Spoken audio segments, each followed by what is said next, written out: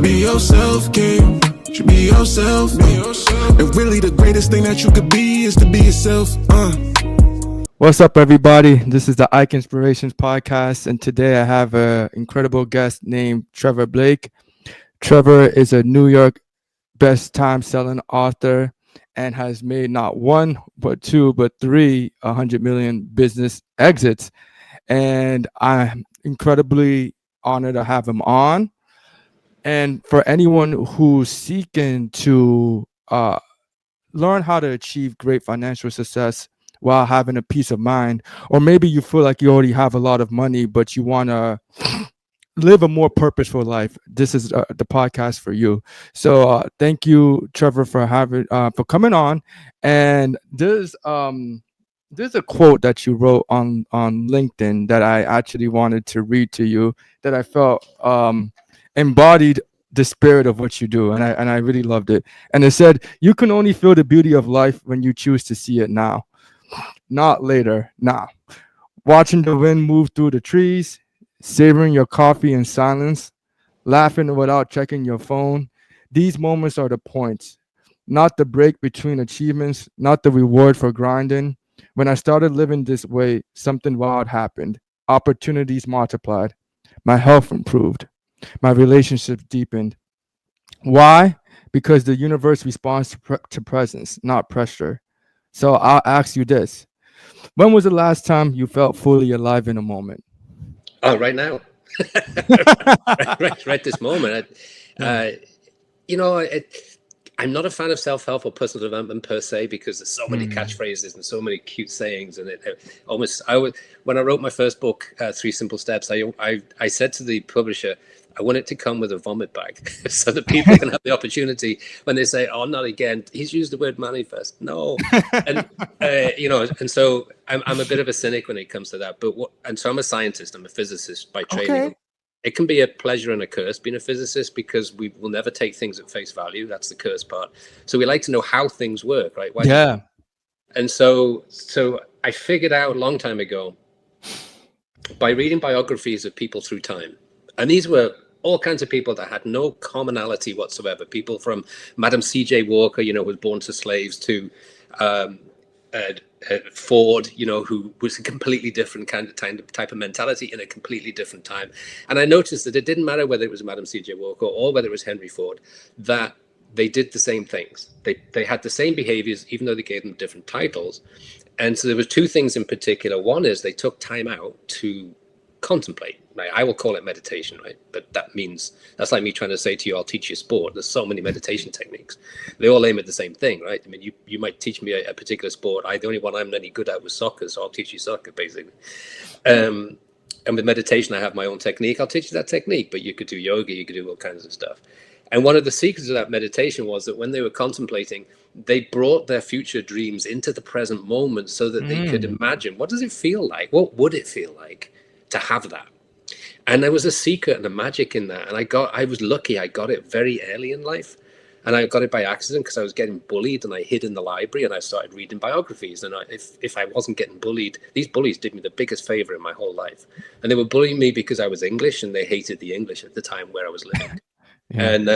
And so out of those biographies, I thought, well, why don't I do that? And then a magic thing happens, which I now understand as a physicist, but as a youngster, I just did it anyway. And as a physicist, I understand that time's an illusion. One of the secrets, it's more circular than linear. And one of the secrets of that is that if we imagine what success feels like the day after we have that success, we bring it into the present.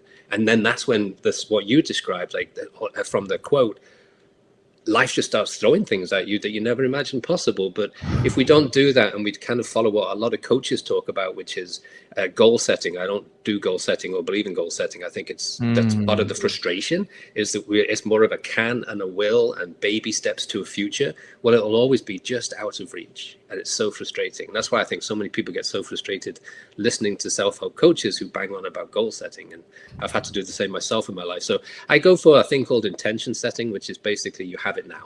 You do it now. And you say, okay, this is what I want in my life. You mentioned financial, you didn't use this phrase, but you were talking about financial independence. I go 180 degrees on that.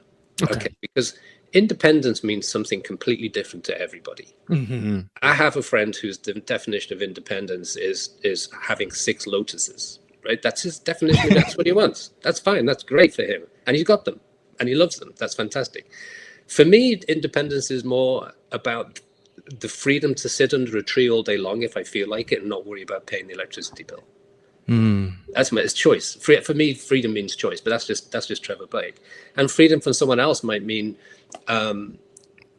freedom to perform whatever their talent is. Let's say they're doing Reiki or something like that, and charge a fair price rather than feel they have to give their gift away. So what I do for people is try to say, okay, let's identify what freedom means to you.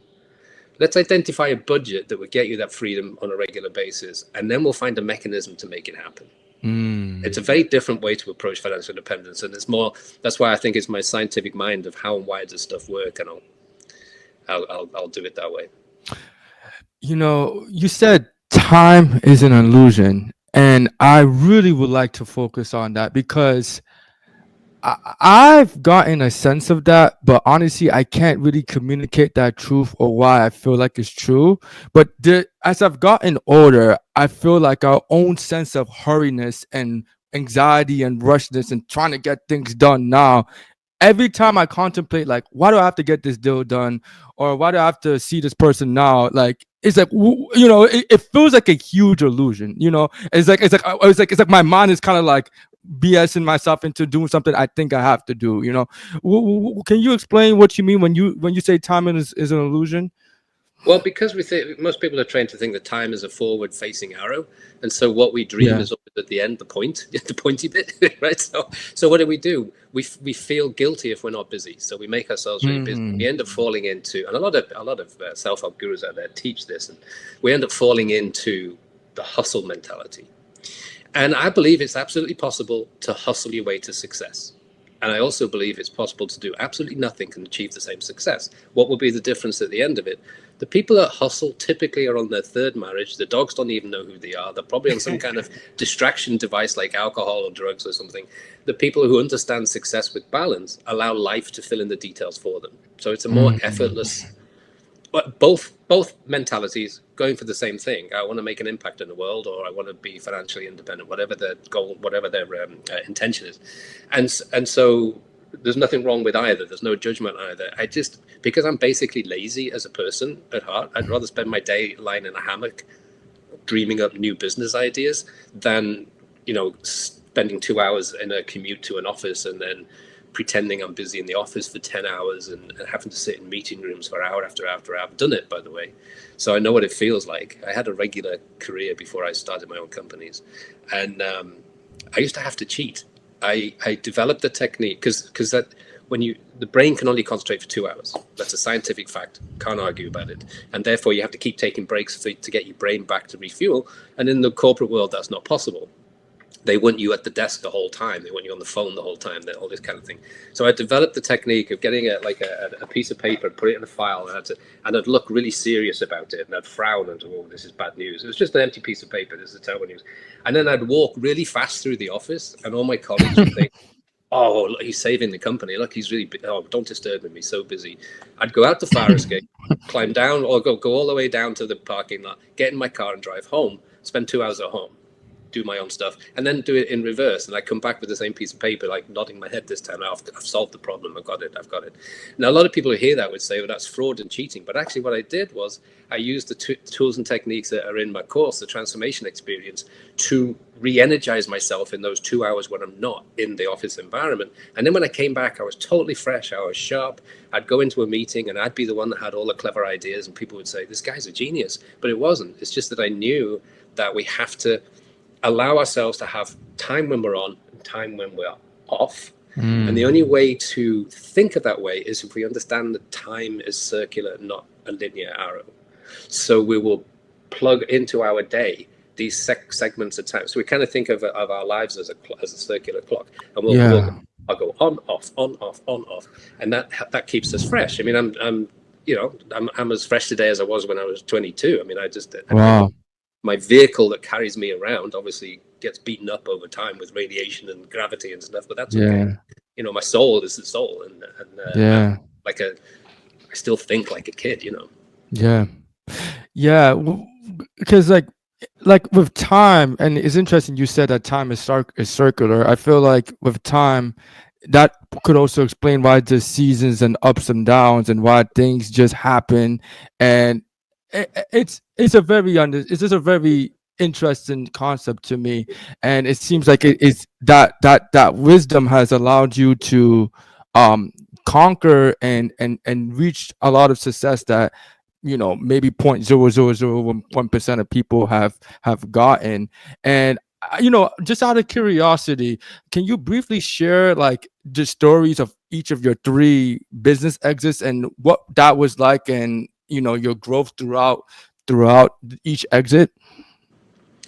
Yeah, so it's like everything, you know, necessity is the mother of invention. So I made the mistake of having a big row with my boss, who was the CEO of a company, and no one ever wins a row against the boss. Right? Yeah, of course. No. So I'm done, right? So I get a severance package, and then I thought, and the row was about this particular thing, and I never set out in my life to be an entrepreneur, and any successful entrepreneur I've come across never set out to be a successful entrepreneur.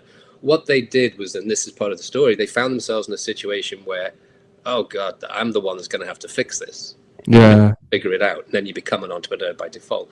And so in this situation, I proposed a solution, and his name was John. John took it to the board, or told me he took it to the board. I doubt that he actually did. And then said the board turned it down, and this happened 3 times. So I said, well, I'll do it myself. And he says, well, you're not smart enough. You're not high enough up in the hierarchy. You don't have a financial background. You've been in sales and marketing all your life. What do you know, type of thing. So I had no choice, because I just got fired, basically. And so I was walking through Minneapolis airport, and I just had this idea. I thought, yeah, I'm going to do it myself, and I'll do it this way. And it just came to me that quickly. And I was just about to go up some escalators. There was a bookstore right on my right-hand side. And I walked in the bookstore, and there on the shelf, and I've never been able to find it since, was this tiny book that was from Harvard with why do some businesses succeed and why do some fail. I read it on the plane going home, and I was set to go and do this. So I started this company with $200. Wow. And then I sold it 6 years later for 105.5 million, which most people like to hear those numbers, because that's a true story, right? That gives Yes. Now I have credibility to write a book and talk about what did I do. But here's the thing that people have real trouble grasping. Understanding. Okay. And that is that I set the intention before I even got home off that plane of selling that company for at least $100 million. Wow. So my intention with the company wasn't to make an impact in the world, wasn't to create a beautiful product, but none of the normal things that entrepreneurs talk about. My intention was to have the opportunity to go back in the face of John and say, I told you so. And that was my motivation. Nothing wrong with it. You can't judge it. It was childish and probably if you want to judge it, but I did it. And in doing it, I ended up impacting the lives of a lot of kids who wouldn't be here today if I hadn't taken on myself. So that was company number 1. But in starting company number 1, I didn't have enough money to employ anybody. So I had to figure out, this is why we're fixers as entrepreneurs, I think. I had to figure out a way of growing without hiring people. And I came up with a thing called the hub model, which I describe in my course, trevorgblake.com, how to do this. And I realized that in the corporate world, I'd spent maybe 75% of my time in meeting rooms talking about how to keep employees happy rather than how to keep customers happy. And I'd fallen for the trick. I was as good a bullshitter in those rooms as anybody was. That's how I built a career. And then I suddenly realized, you know what? I actually don't need any employees. I need to find people who are good at this function, and other people who are good at the things that I'm not trained in. And I put together a hub model, and it worked beautifully. Very high profit margins. All of the contractors and vendors loved working with this project because I wasn't supervising them. I was talking peer to peer, respecting what they brought. And I would say to them, we'll cost this challenge, let's say it was distribution, we'll cost this project challenge X. I'll give you X. I don't care if it takes you an hour to fix it or 2 years to fix it, but your job is to fix it and provide distribution for me. And they love that responsibility and ownership and all the rest of it. And so it worked really well, so well that I realized I'd built a plug and play model, like my early version of a blockchain that I could build on top of it. So I could build the next company and not have to change anything but like a little bit of code. So, moving some vendors in and out was like my version of changing code or smart contracts. And I started my second on New, found myself in a place where I was able to observe an opportunity, looked for the people that were supposed to be grasping this opportunity, and nobody did. So I thought, well, I'll do it myself again. Here we go. I'll fix it. And this was a cancer treatment project, and it's complicated, so I won't bore people with the details of that. But basically, I started the company. It had two portfolios, patent portfolios. This portfolio was immediately attractive, and I did what I do in the transformation experience, which is imagine its success before I start. And then all of a sudden, out of the blue, this person from Taiwan happened to come across my path, and he wanted exactly what I had, and he gave me 200 million for it, just like that. It was like the shortest business, the easiest thing. What? So then I took the other portfolio. This is the other side of the story. I took the other portfolio and I said, okay, I'll fix this one and I'll do it myself. And here we are still, 20 years later, and I'm still fixing it. So that one went quickly. This one taking a little bit longer. Yeah. Wow. So some guy from Taiwan came to you and just bought your business for 200 million. Like, I'm sorry, I'm just wanting clarity because that's what happens when we set the when we set the intention and imagine it is already achieved. Then all of a sudden people turn up literally at the front door, or in my case, I was at a scientific symposium, and I don't enjoy those things typically. Yeah. I was leaning back on a table, making myself as small as I possibly could because I just wanted to get out of there. And he was doing the same thing, and he sat next to me and we started talking, and that was it. He said, well, where have you been? Where's your booth? And I said, well, I don't like these things. I don't like to do them. I said, but I'll show you the data. And then we started from there, and it was literally days and it was done. Interesting. So, there's the book called The Alchemist, and I'm not sure if you're familiar with it, but by Pablo Coelho. And when I was researching you and learning about you, I just kept thinking about The Alchemist, like, because the way you write like these stories, and there's the famous quote he wrote: when you want something, the whole universe conspires in order for you to achieve it. And it sounds like that's what you keep talking about. Now the question is, everyone's gonna be like, yo man, I can meditate and set my intention up to create 100 million, 200 million. I'm not, where's my 200 million? It's not, I wish it was that simple. Like, like, what's that process like? Because you haven't yet explained the third way of you made the 100 million, but in the first two stories, you keep emphasizing that you set the intention, and I'm sure a lot of people at least believe they set the intention, but that intention always doesn't come. What does that process of setting intentions look like for you? So I believe there is a certain degree of foundational knowledge is required to understand how intentions work, because I think it's like anything. If you imagine, let's just play games. Let's imagine we're in Harry Potter, right? Yeah. And we're learning to use a magic wand. Well, that could be your intention, right? It's an extension of your imagination. Well, it's chaos, right? Until you learn how to use it, and it's dangerous. And so I believe a certain amount of foundational knowledge, which is why the transformation experience exists at trevorgblake.com. That foundational knowledge allows us to understand, and I use all of this stuff every day because I'm more flawed than most people. I have less self-confidence than a lot of people who are out there. I'm more introvert, so I have to use these tools and techniques in order to keep going. And so we understand that everything in the universe is energy. There's no getting away from that. You can't. You don't even have to believe it. It's a fact, right? Yeah. And the energy goes by laws, and the law of attraction and the law of assumption are not laws. They're not real, okay? But the laws of energy are real, and you can't fight against them. You will suffer for it if you do. And one of the main laws is that energy can neither be created nor destroyed, just converted into another form. And so we do that by converting labor into the exchange of money, into the buying of goods, etc. That's a form of law of energy. But it's really interesting also that the definition of magic is the changing of one form of energy into another form of energy within the laws of nature by the power of will. That's the definition of magic. Now, Paulo Coelho is a major, so you'll understand that. And so But once we understand that, we realize, okay, so I got the power inside me, and I just need the tools and techniques to bring this out. So literally everybody can do what I've done, even though people don't like to hear that because it sounds like woo-woo.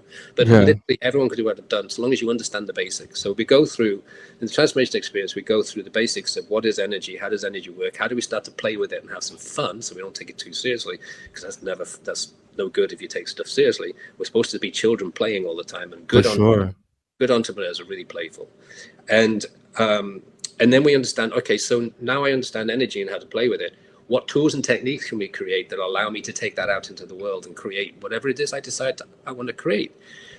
And that's where the first roadblock comes for most people. The answer to the famous question, what is it you really want? Yes. That's probably the hardest question to answer. Yes. And in the transformation experience, we have some tools and techniques, but it takes about 3 days to answer that question. And the answer, finally, when people are honest with themselves, always surprises people. So a lot of people who think, I want a Lamborghini, suddenly find out that actually inside, I actually want to run a farm. It could be something completely different, or I want to be an artist, or I want to heal or something, heal people or something. And there's other people who think that they're, I want to be an artist, and they find out, actually, you know what, I want to be stinking rich. What's wrong with that? And so everyone says, if you find out what is it you actually want, and once that question is answered and it's honest, then you have aligned your energy with what a sage would call the universe, what the scientist calls the Higgs field. So when I was a kid in school, I was taught that between the atoms was space. We now know, since 2012, that between the atoms is an energy field. It's named after the guy who proved it, called Professor Higgs, a Scotsman. And so it's called the Higgs field. And the magic of this is that we now can say that everything is linked to everything, and everyone is linked to everyone, and everyone is linked to everything. Sounds woo-woo, but in scientific terms, how do we use that? Well, we use the technique for intention setting to go into the Higgs field and pull to us that which we need in order to achieve our dreams. That whole process, which sounds more complicated to talk about than it is to actually do, is so much fun. It's magic. It feels like everyday magic. And so everyone who's gone through the transformation experience goes from coming into the course debt up to their eyeballs, relationships screwed up, messed up terribly, not knowing what they want out of life, thinking that this should have been better. Why would I even be here if it's this hard? To being, first of all, financially free. That's the most important thing. Get debt free. And then secondly, just figure out what your lifestyle that you want is like, and then budget it, and then find a mechanism to make it happen. And when we do it that way, like back to front, and whereas a lot of coaches or a lot of self-help people would say, set a financial target or set a goal or thing, that doesn't work, and that's why people get so frustrated. But if we do it in the scientific way and do it back to front, not only does it work for everybody, it doesn't choose who it works for. It works for everybody because it's science, but it's also a lot of fun because we feel a degree of control. Interesting. First of all, I deeply appreciate your background as a scientist and a physicist, because while you do have this spiritual knowledge, you can also back it up with science, so it doesn't sound too woo-woo. Because I've always had a natural inclination towards spirituality, and I'm a God-fearing man, and I believe deeply in God. But whenever you try to explain it, it always sounds incredibly impractical. So to hear the scientific explanation is always is deeply needed. And I know in the Bible it says we walk by faith, not by sight. But I do feel like the scientific and the logic and the rationale behind it can help increase your confidence in what's going on. So thank you for that. Also, I it's interesting that you said that one of the hardest things in life is to figure out what you really want. It sounds so simple, but I feel like it's such a hard question for a lot of people to understand, because I feel like what we think we want is often influenced by social media, TV, movies, or whatever, maybe your parents, and it's like it's not really actually coming from you. How do you help people transform so that they can understand deeply what they want in their life, not like what people are telling them, not what whatever what they really want? Because if I'm being honest with myself, I feel like, I know this sounds so weird, but I feel like that's probably like the biggest struggle I'm having, honestly. Like, yeah. So and you're not alone in that. Yeah. The other thing is you nailed it without knowing you nailed it in that question. And Okay. here's the reason why. We are products of if we don't take control, we become products of our environment. And you're right, it's parenting, schooling, Yeah. social media pressure, like to perform according to what's popular and all that kind Yeah. of thing. And typically that's not who we are. So you actually nailed it. So one of the secrets is to take our feelings and our memories and our imaginations back to what we felt like when we thought we were indestructible at 5 years old. And you remember when I had this lovely little lad next door to me one time, and he was 5, and he was walking across the grass in the front garden. I was living in England at the time, and I said, we were talking, and he was a character, and he was from Liverpool. Kids in Liverpool are full of confidence, and so I said, "What do you want to be when you grow up?" And he put his chest out and he threw his arms back, and he says, "I'm going to be a ninja." And I loved that answer, because in that moment was a level of excitement that you don't find if you ask an adult, what do you really want? And they say, and they say, well, what do I want? Well, I want my family to be healthy. I want my kids to go to a good college. I'd like to have a slightly better car, hopefully a bigger house and that sort of stuff. And that's also boring, that there's no way you can build ninja feeling with any of that, right? So we take ourselves back, and there's a technique again in the not to keep banging on about transformation experience, but it's where it's all at. Go back, and I'm not selling that, by the way. All my proceeds go to cancer research and development. So, but we go back to a time when we capture that feeling again. Remember that feeling? Yeah. I wanted to be an astronaut, and all I have to do is think of that again, and I think, oh God, I would love to have been an astronaut. Unfortunately, my eyesight wasn't great. So okay. And it just feels so good. And then we say, okay, then we take this and we unravel this feeling into our lives today that we have created for ourselves. And we take full responsibility for what we've created. Even though it doesn't feel like it was all down to us, it has been the decision to be in ours. And we take that responsibility and then say, okay, how do I capture that feeling again? Well, actually, you know what? I decide, okay, so actually I want to do this. And this is a bit scary because I'm actually not skilled in doing this. But if I had a free hand, this is what I do. And so going through that process, I've surprised myself over the years that actually I had a dislike of self-help and personal development, but I find that's really what I want to do. I want to teach, and this is what I'm doing, and loving every minute of it. And this is what I should have been doing years ago, but I didn't realize it because I was under the peer pressure of I need a fast track career, Yeah. I went from sales trainee to VP commercial development in something like 6 years. And I did all that just because I'm a really good bullshitter in the boardroom. That's it. I had no skill whatsoever, no talent, except for bullshitting, right? Yeah. The people listening say, well, you're bullshitting now, but so it's funny. The truth surprises one, and then you have to follow that truth. So I said, okay, that was after I'd sold my first company.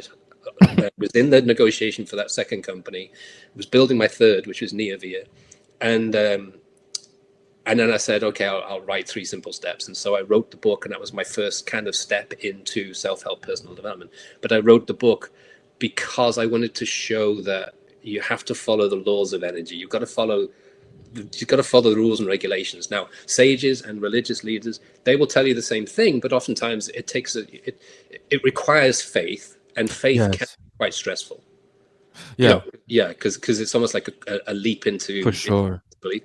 Whereas what I want to do is take a different angle. We're all telling the same message, but from different points of view. So my point of view was, if you understand the science behind it, then the faith comes much easier to you, and takes the stress away. Because you think, I get it now. I understand how it works. That's why that quotation has always affected me, because now I know it's based on how the universe works.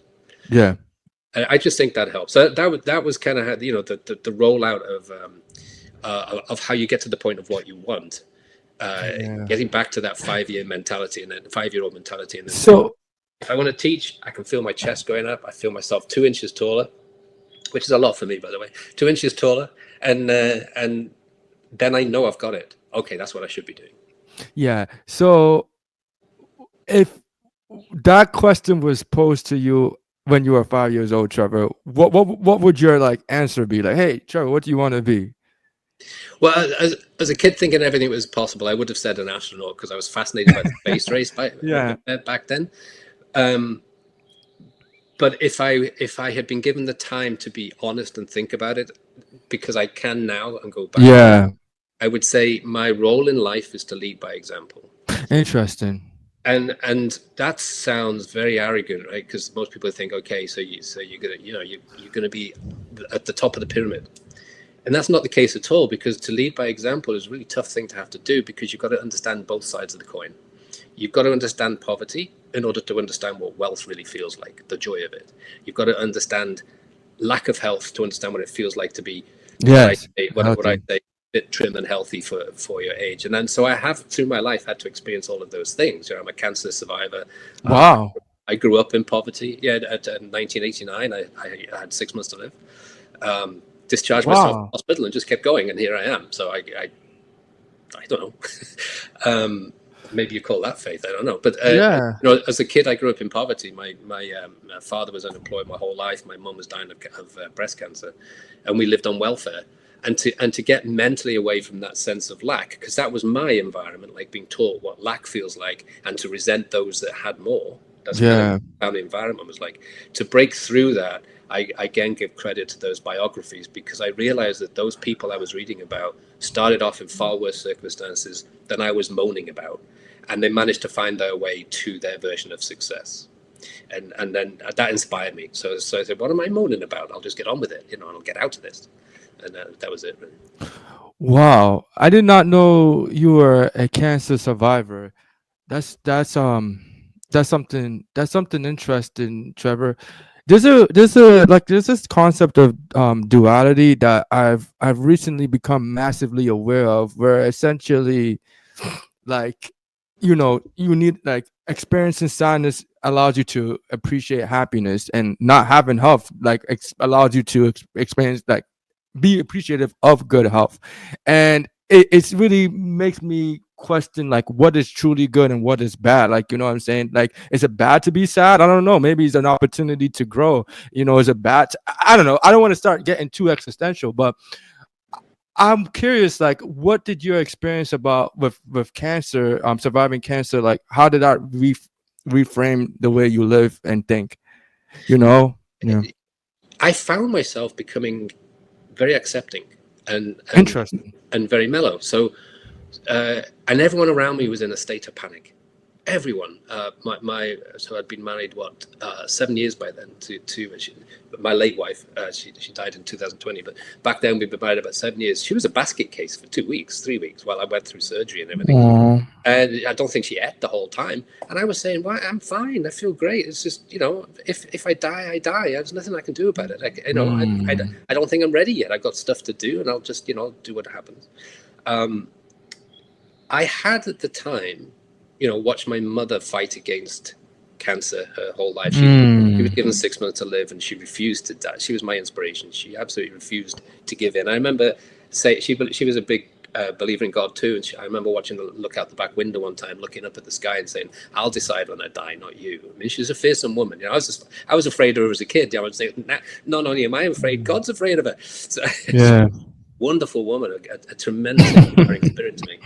And but I watched the side effects of the chemotherapy and the radiotherapy, and they just destroyed her power and her energy and everything, her womanhood.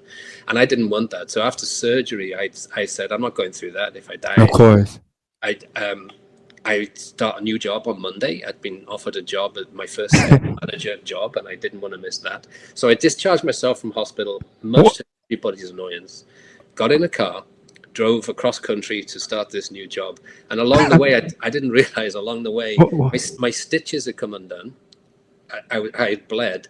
And then the bleed, in the time it took me to get across country, the bleeding had kind of congealed and the rest of it. And I pulled up at my new business where I wanted to make a really great impression, got a suit on and all the rest of it. And I couldn't get out of the car because my stitches had restuck while I was in this position. So I opened the car door and I just fell on the tarmac. I said, "Could someone help me, please?" And I managed to get away with it because I told them it was a soccer injury and I couldn't straighten up just at that point. But I mean, now I look back, I don't know how I got away with it really. But anyway, here I am. So I guess And then That I don't have anything wise to offer as to why. I'm still here. So it just wait wait. So I'm sorry. You just like you recently had a cancer diagnosis. You didn't want, because you saw what your mom went through and you didn't want to have chemotherapy. You're just kind of like fuck this. I'm just gonna go across the country, experience this new job, and we'll see what happens. Like that was like your mentality. 'Cause that's wow. But I mean, I'm glad you're still here. But I mean, it kind of sounds kind of like, well, I don't know. Yeah, I mean, it worked. You're still here, but I don't know. Is there more to it, or that was like the line of thinking, like? I'm just very stubborn as a human. Yeah. I trust myself, and if kind of to your previous question, if I was to go back in time and talk to my 5-year-old self, I'd say trust yourself, because you were always right on that one, and on that you can pretty much change anything. I mean, cancer happens for one reason or another. I don't know why it happened to me, and some people succumb to it, some don't. I just decided I didn't want to, and it kind of took some of my mother's stubbornness and attitude, I guess. When I tell it like this, it sounds heroic. At the time, no one would talk to me. Everybody was really angry with me, and my wife didn't talk to me for about a week at the time. She was so mad at me. But as time went on, and I just carried on as normal, and I loved my new job. I absolutely thrived in the new job, and people just forgot about it. Sometimes, actually, even my relatives now, my siblings now, sometimes it comes up in conversation, and they go, "Oh yeah, I remember you had cancer." But it sounds like this whole time when you had cancer, like you didn't even sound like scared or anything. You just like, you kind of treated it like nonchalantly, like, oh yeah, I just have cancer. Like, what if I die? Like, what was like, it's just interesting that you had no, like, it seems like you had no sense of fear, like. So I have found that to be more common because I've been working in the cancer field since then, because I've been on a mission to find no side effect cancer treatments. And so, which is my company, Neovia, we have one, and we're through clinical phase 1. Okay, cool. Yeah, it really is cool. I think it's good. That's really cool. Yeah. I know what I'm putting it in the present. So it is cool. And yeah, a huge difference. But I found with all the cancer patients that I've worked with that the cancer patients are okay. They're very typically very accepting of their situation, because there's nothing you can really do about it except choose to do nothing, or to sign yourself over to the system and let them try and fix it or figure it out. That's just a choice. I'm not recommending one or the other. But I find that the cancer patients themselves become quite accepting of the situation. A great book for anyone who's going through this right now, or knows somebody who's going through this and feels like they need some support for these feelings, because they're not trying to trivialize it at all. It's obviously a massive life-changing thing for everybody, not just the person who's got the issue. There's a great book called Dying to Be Me by Anita Moorjani. It's a best-selling book. She's also does TED Talks on it and stuff like that. And she was so afraid to get cancer because her best friend died of cancer, and I think it's her brother or sister died of cancer, that she actually convinced herself to have cancer. And she actually got cancer, and she was at late stage on a lung heart machine. They're about to pull the plug. And she had a near-death experience. And then she describes what that was like. And the kind of overall message she got from whoever it was that she was communicating with during that whole process was, the secret is live fearlessly. If you want to go back and get better, you have to learn to live fearlessly. And I thought that was such a powerful thing for people to try and understand. So, and she did. And 3 weeks later, she was cancer free, and she checked out the hospital. This is very interesting to me. One thing, in the beginning, you talk about when part of a huge thing of you achieving business success is like setting the intention, to gain that, to make that sell. Do you feel like there's a similar correlation between setting intentions with becoming like disease free, cancer free, whatever free? And by the way, you're speaking to a pharmacist, so like I'm like, I understand the side effects of medications more than the average person. And even though I'm a pharmacist and I literally deal with drugs for a living, like I would tell people, don't take a medication unless you absolutely have to, So I'm curious, like, what are your thoughts on setting intentions in regards to like maintaining strong health or being disease free. Is it still relevant? Absolutely. So intentions work for everything in life, health and in relationships and business, whatever you want to utilize that tool for. And the reason it does that is because a lot of people think that our brains have emotion, but they don't. We're feeling beings that react to our feelings. So something happens, then we think about it, then we react. Mm-hmm. And thoughts take 500 milliseconds to happen. So at the back of our necks, and there's only humans and reptiles have this little group of neurons at the back of our necks and the brainstem. It's called the reticular activation system. It holds us in a loop of behavior patterns because it works like a Google algorithm. It looks at what we pay attention to and it says, oh, my host needs more of that. I'll give them more of that. Mm-hmm. And the challenge with that is we can use it and create amazing lives, or we can let it control our lives. And when we let it control our lives, we tend to focus on those things that make us fearful, and we get more of that. And the reason it works is because of that lack of emotion or judgment. You get what you think about, regardless of whether it's what you want or what you don't want. And most people think about what they don't want and don't have. So the secret then is to change this mentality into focusing more on what I want and away from what I have. I use a very simple example that everyone can understand, and that's debt, because almost everybody I know in this world understands what debt is like. You get your credit card statement online or in the mail, and you go, "Oh my God, what did I do? How am I going to get out of this?" Your stomach turns over. I've been there. It's a horrible feeling. And also you feel so guilty because we've put ourselves there, or some decisions or whatever. And what we're doing in that moment is thinking about the debt, and the only thing that can happen with that is more debt. And then we switch on the TV and we try to neutralize the feeling, and we put on our favorite sports. Let's say you put on American football, which has so many commercials. Almost every break, somebody's got a debt solution. Yeah. And we look at that commercial and it says debt, and we think of debt again. It reminds us of the statement and all that kind of stuff. So we end up creating in our loop here, we're focusing on debt, and our reticular activation system is saying to us, oh, he wants more debt. I'll give him more debt.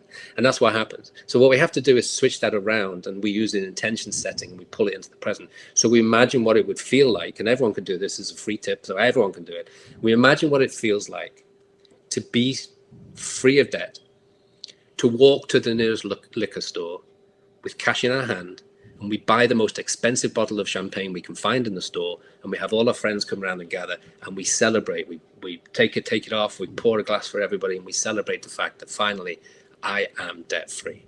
And we use that statement, not I will be debt free, not I want to be debt free, I am debt free.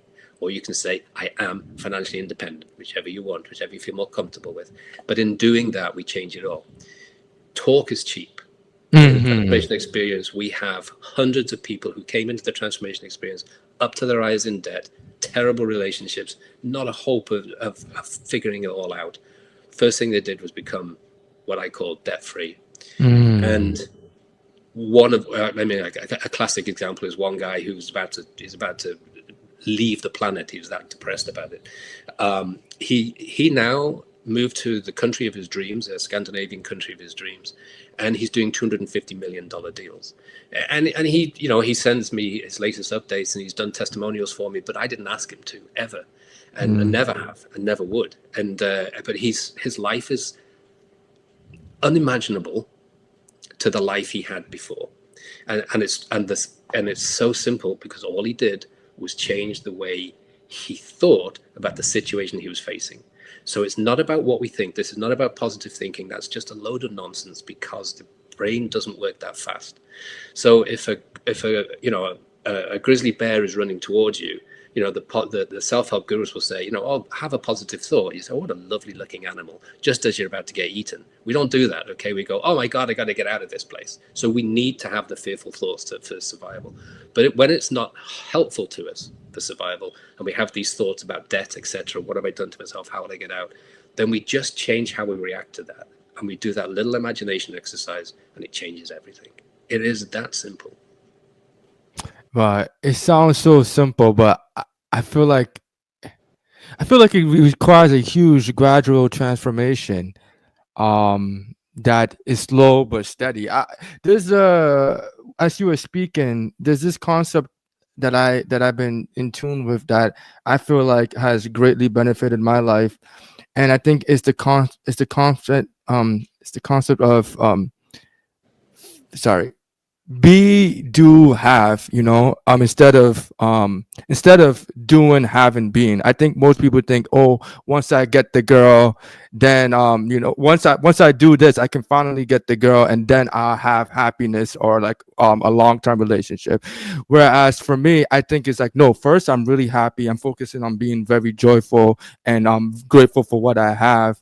And then because I'm such in a good mood, I can do anything. I don't know, like whatever anything will be, and then I can have that as a result. As you were speaking, it reminded me of that concept. And I don't know if there's any correlations, but yeah, it sounded like I mean, my current life is a good example of that. And so Jess, who's my current wife, when I met her, she was definitely hustle mentality. But successful, really great, well-known artist, used to work for Disney as an animator and stuff like that. Really good at what she does, but it's hustle, 14-hour days. Wow. And I'm a B guy, right? I'm just I don't work more than 2-3 hours a day, and then only if I want to, and if it doesn't feel like work, like this, right? This is fun. It's like a fireside chat, but to me, this would count as one of my hours of work in a day. And she's gradually changed that, and she describes to me how difficult it has been. And I haven't tried to influence her. She just wants more of this type of sure. So she's described how difficult it is to transform from one situation or one culture into this other culture. But the being part of it is critical for a number of reasons. It's because it allows us to observe energy, because otherwise we're moving too fast and we're moving through it and we don't have time to observe it. And when we observe it, we can use it. Okay, so these are quantum physics principles that I've managed to bring into a modern understanding into the transformation experience, so everyone can understand the three critical principles of quantum entanglement: observer effect, time as an illusion.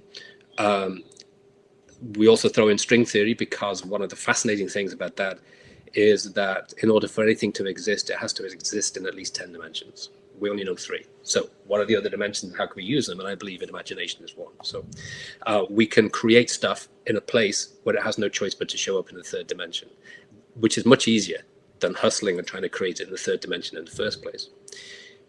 A proof of that, because the proof of the pudding is always in the eating of it, always personal stories, because that's authenticity. I can talk about this, but I have no experience. It's empty words. Yeah. So my wife died December 2020. I'll use the word died. She's still with me, still talks to me, still communicates. But she officially died in December 2020. And I thought I'd be really good in my own skin, and I don't need anybody else. I've been with this woman for 38 years, amazing relationship, and so much fun. And about 18 months later, I'm really bored with my own voice. Really bored with I think I'm not good on my own. And then so I do the commitment ritual, which is part of the transformation experience. And to do that, you have to be present. So for a whole week, I was kind of present. What do I really want in a relationship? What do I want? And I imagined the things I liked the most in the previous relationship, which is holding hands, kissing the crown of her head, listening to her laughter. The fact she actually laughed at my jokes was very important to me. And so I imagined, okay, this is what I want in a relationship, and I'm going to commit to it. I'm willing to go the next step. This is what I want: more hand holding, more kissing in your head. I didn't imagine a face or a body or a skin tone, or I didn't even imagine male or female. I really just wanted a companion in my life. And I came out of the commitment ritual because I brought this into the present moment by being instead of doing. And the very next day, I bumped into Jess. And Jess, I knew immediately when I saw Jess. So we both knew immediately. We didn't even bother dating. We're just, we're done. We're an item. And that's the second time that's happened in my life. I've never dated once in my life. What? No, wow. I'm so jealous. I was taking my mum for chemotherapy, and she said, "Trevor, I want you to meet my favorite chemotherapy nurse." And out she comes, and that was it. Cupid's arrow done. 38 years later, she decides she's bored to death with me and goes somewhere else.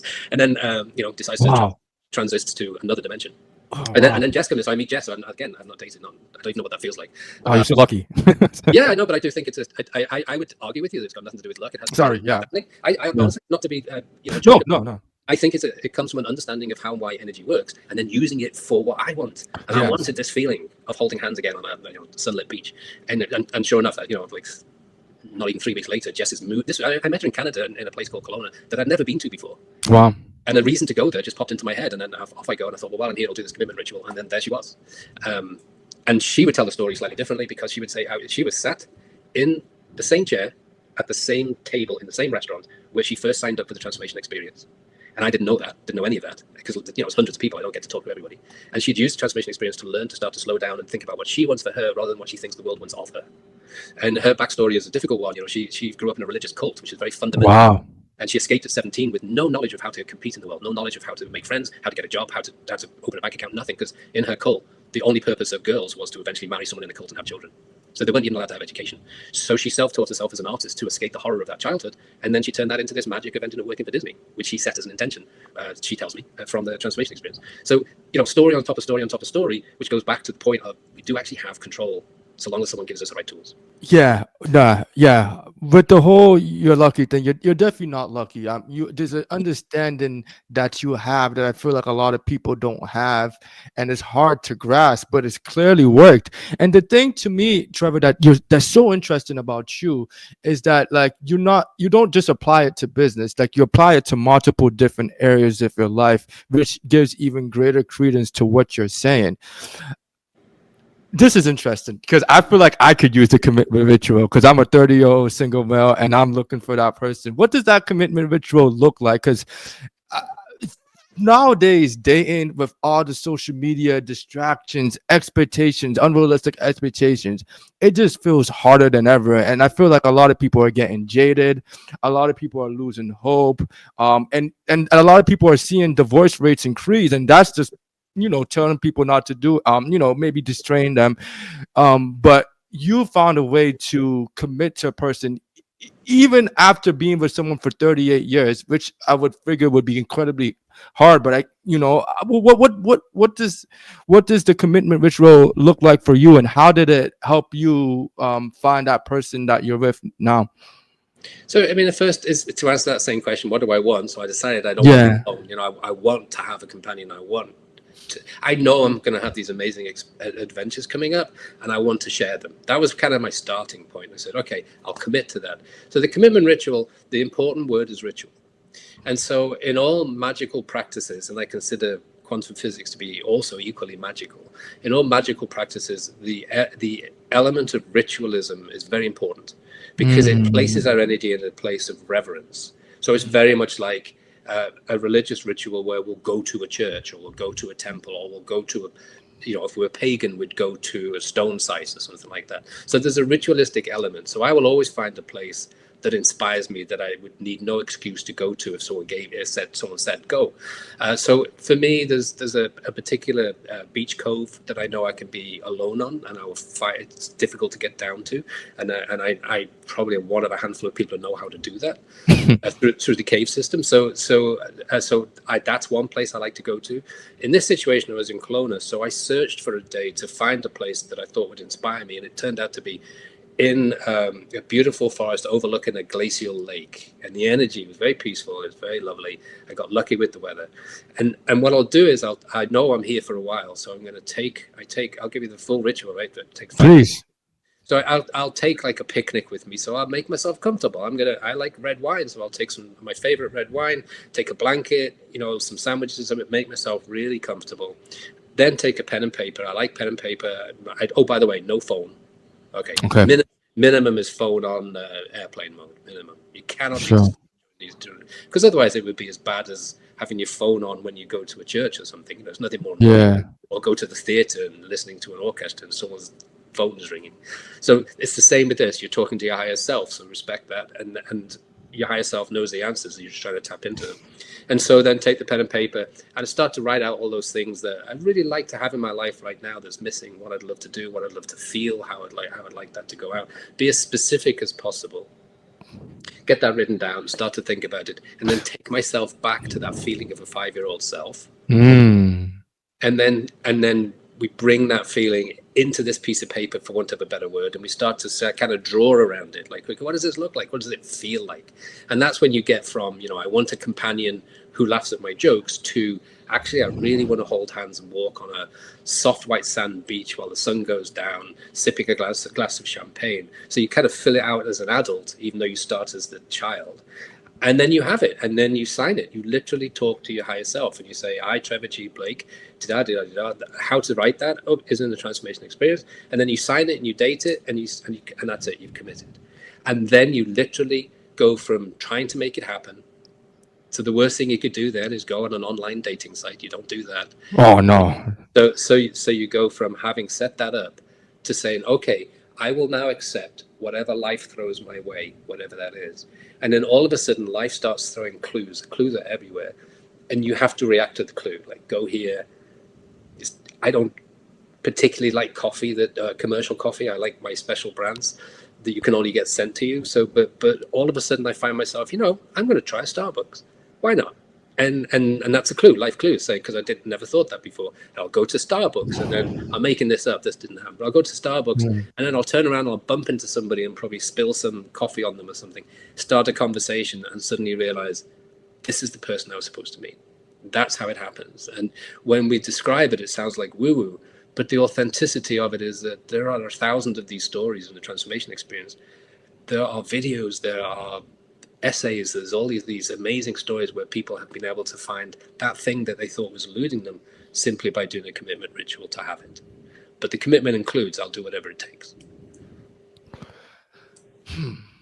That is, wow. That is interesting, because it's what you're saying is so simple, but I just feel like if it's so simple and so easy to understand, it feels like a lot of people don't implement it enough. And I'm curious, because one thing that with a lot of these practical advice given, like what you're saying, sometimes I feel like there's a relationship between how long it takes and when the intention was set. But for you, it seemed like it just happened immediately, because oftentimes with a lot of success stories, I feel like we're just hearing the story at the moment, but we don't hear how long it took or the years.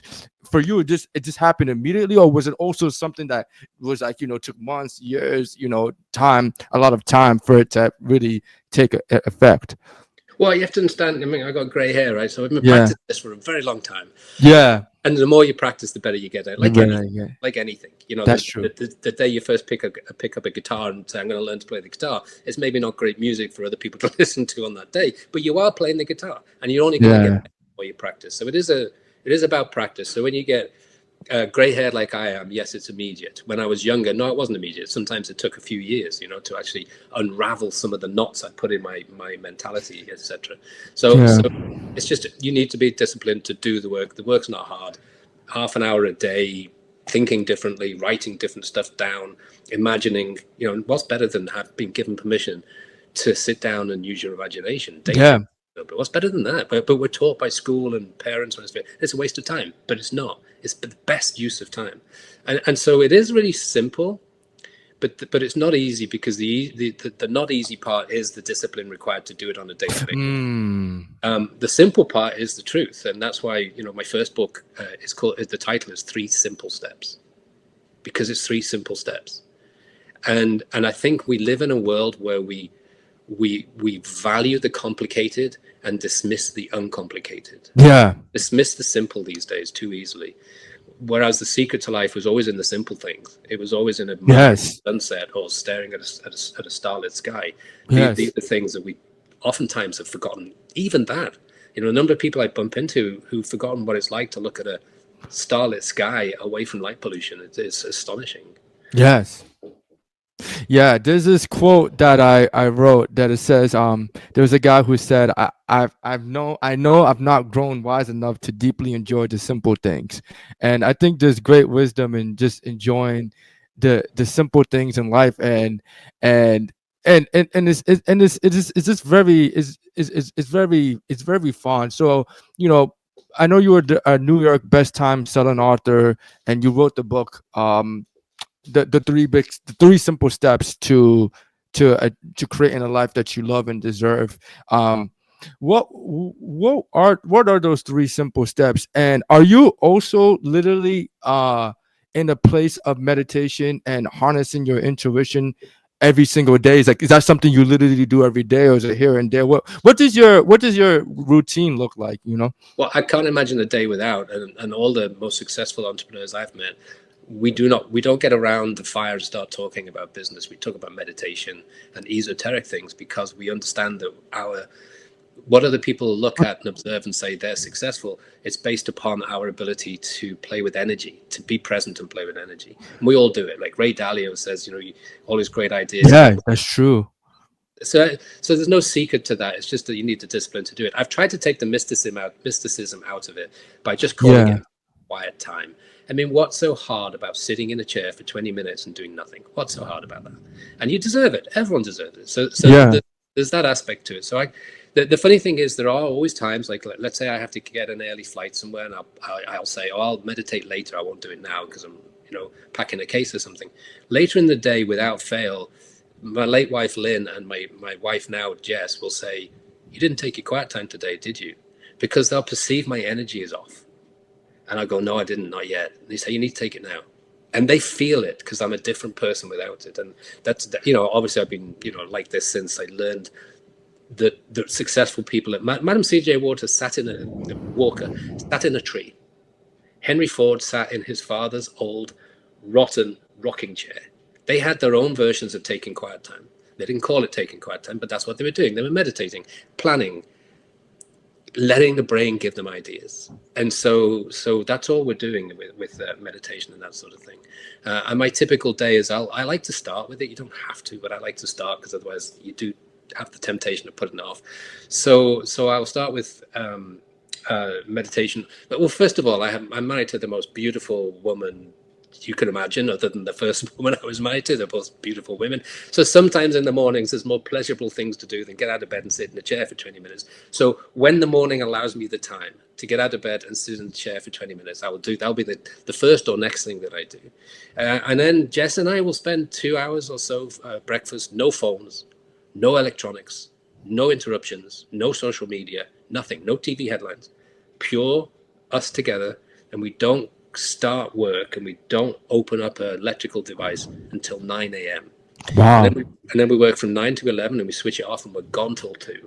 We go for lunch or we go for a walk in the woods and we go till 2, and then I will typically work from 2 to 4.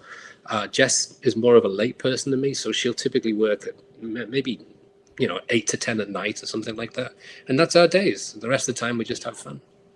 I mean, it's just because it's as I'm speaking to you, is this a constant like barrage of limiting beliefs being defeated? Like, it's interesting. You said you're making the statement that you only work 2 to 3 hours a day, yet you have made $100 million exits. Like, I mean, and I know even for me and for a lot of people, I think that's just like, what the hell, bro? Like, you know what I'm saying? Like, it's like a huge kind of mind because a lot of people, as you may know, are working like your wife 14 hours, 12 hours, literally to make like $10-15 an hour, like, or more or less, and nowhere getting the amount of finance, but you're only working 2 to 3 hours a day and you're still somehow making this huge success. It's really hard to grasp and understand. And I'm not saying you're bullshitting. I definitely believe you, but it's just really mind-boggling,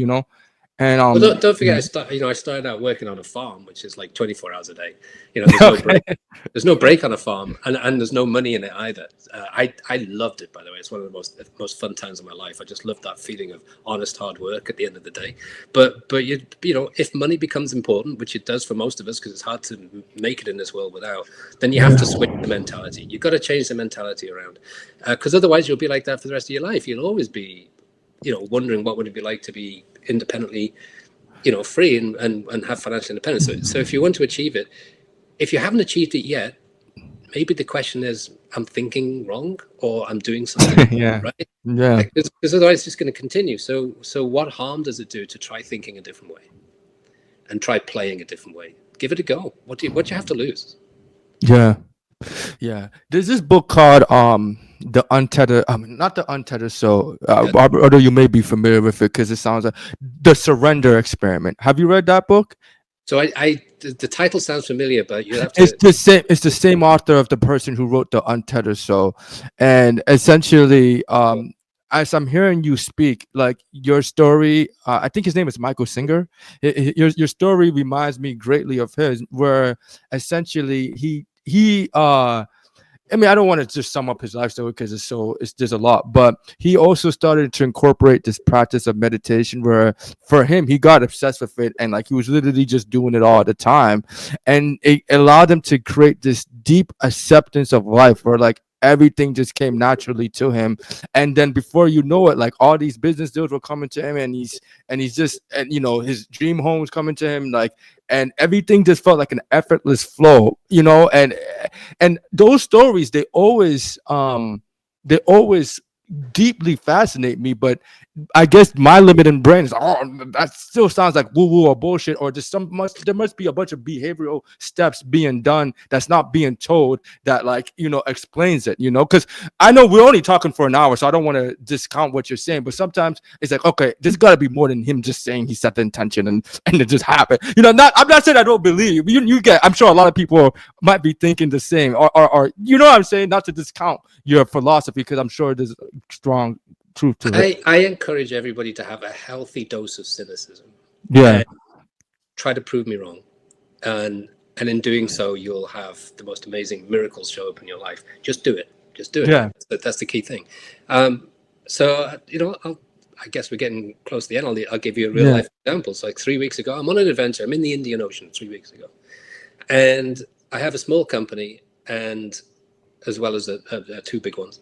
And the small company was causing me more angst than the two big ones put together. And the reason it was causing me angst was I wasn't having fun with it anymore, because I was focused on the operations side of the business, which I'm not very good at. And so I'm much better in the sort of being the product in the business. And so, and responding to stuff rather than try to instigate stuff. That's just who I am, my character. Yeah. And so I took quiet time, and I took this issue into quiet time, and I came out of quiet time. I went, okay. And I turned to Jess, who's in the same room as me, and I said, Jess, I've just sold the company, this company we were talking about. And she said, oh, that's nice. Who to? I said, I don't know yet. And I put that out in the universe, but made a small commitment on paper thing. And 3 hours later, a guy who may be the guy that put us together, I don't know, but a guy who I hadn't spoken to for over 3 years in any formal format, sent me an email asking me if I'd be interested in investing in one of his startups in Sierra Leone. And I wrote back to him and said, that's not why you contacted me today. I want you to buy this business. And we exchanged contracts and monies within 24 hours.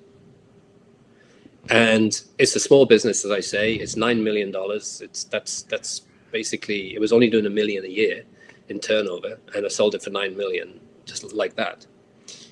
And that's just a couple of weeks ago. Well, I didn't do anything different for that than I've done for everything else. Now, to most people listening, that would seem like a dream, right? To suddenly, it's easy to build a business to $1 million. It's really easy. I can show anyone how to do that. The hard part is then finding an exit strategy. And that's where you need these tools and techniques. You need to pull someone into your life who really needs this right now. And I remember, his name is Francesco. I remember Francesco's response was, oh my God, you just changed my life. Not, can I afford the business? Not, do I want the business? But, oh my God, you just changed my life. And then there was no question, there was no negotiation, there was no need to sell it to him. There was no need for him to ask any due diligence questions. But he is also a poster child of the transformation experience, because the reason I hadn't spoken to him for 3 years was he was one of the first people to do the transformation experience, and then he no longer needed me.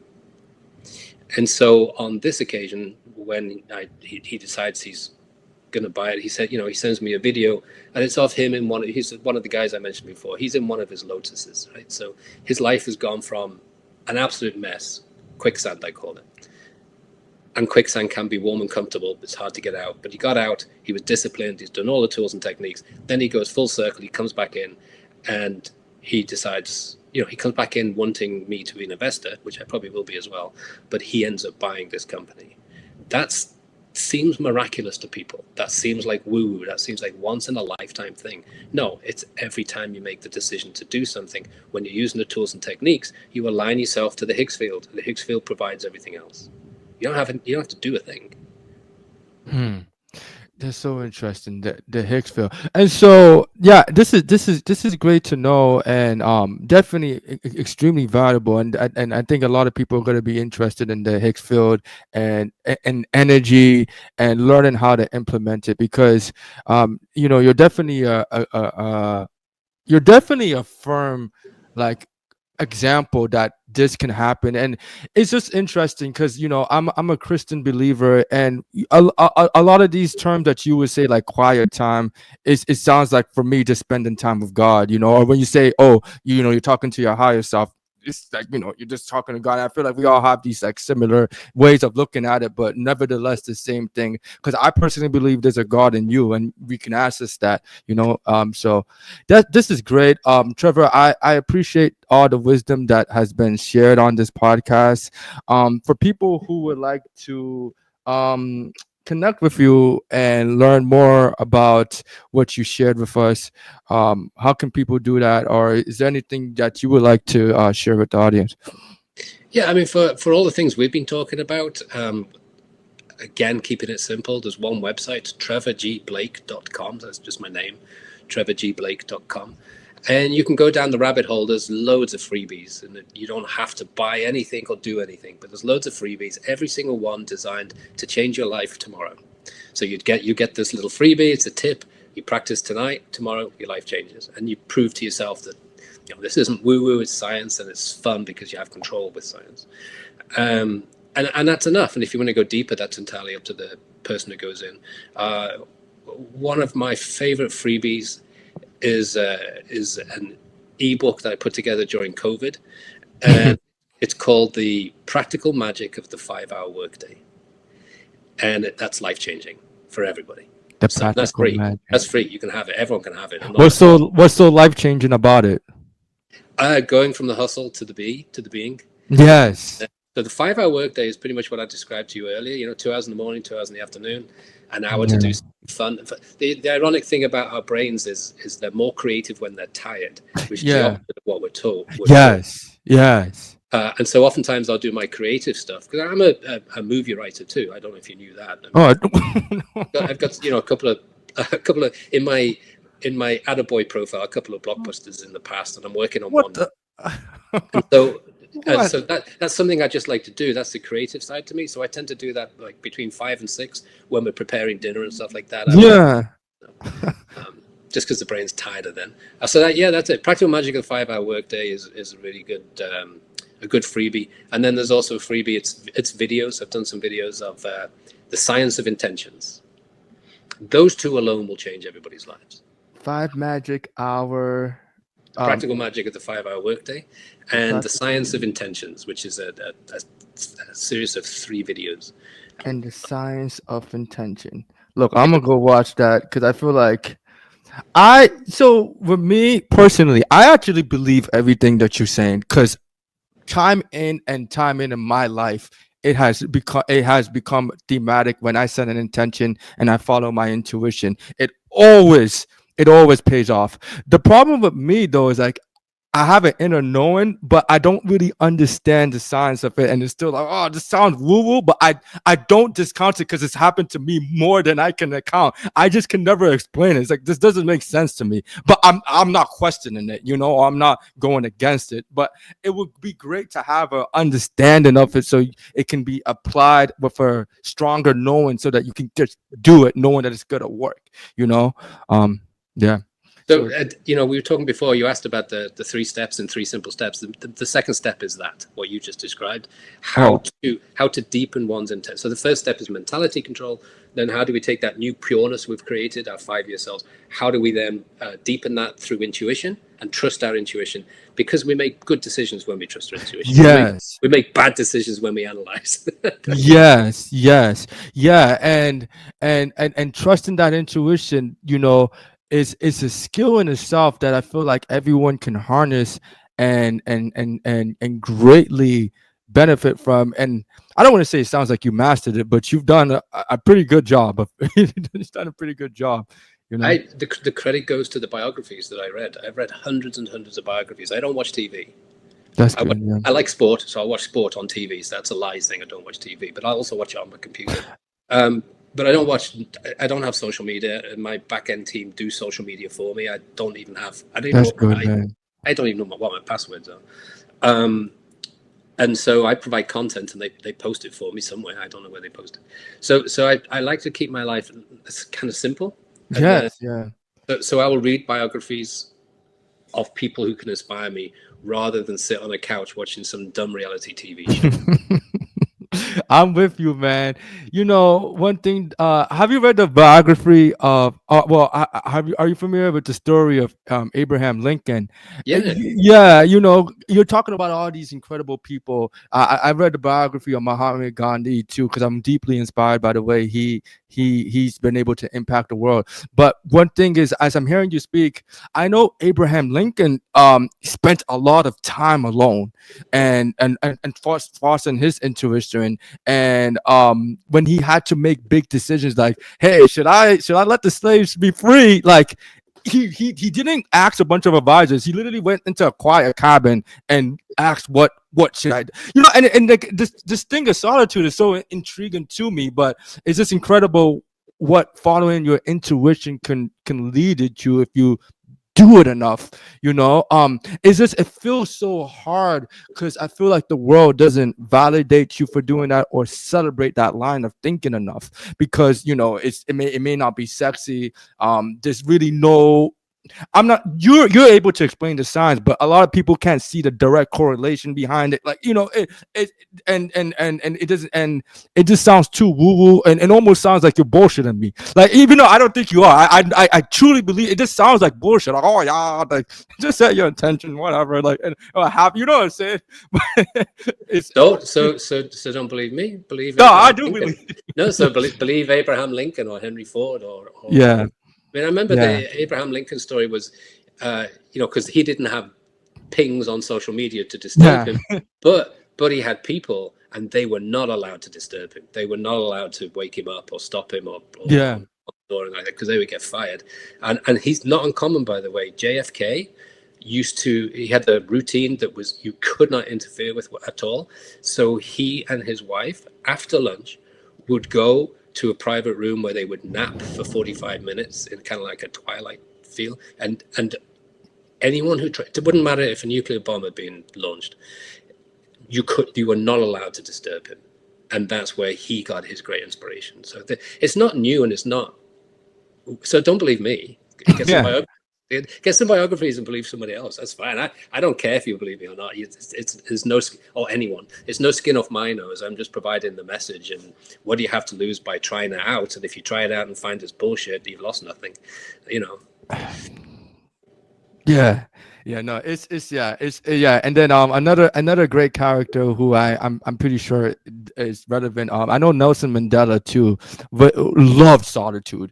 I was reading his book. I forgot the name of the book, but I think it's like A Long Path to Freedom, and he talked about how much he enjoyed like traveling to different countries because it was a meditative process for him. Like he would just travel like 3-4 hours, and he really liked it because he felt like he can remove himself from the whole world and just literally gain inspiration. And it's just interesting how like a lot of these worldwide celebrated leaders come up with these incredible, like powerful, like ideas, but simply enjoying their own peace and solitude.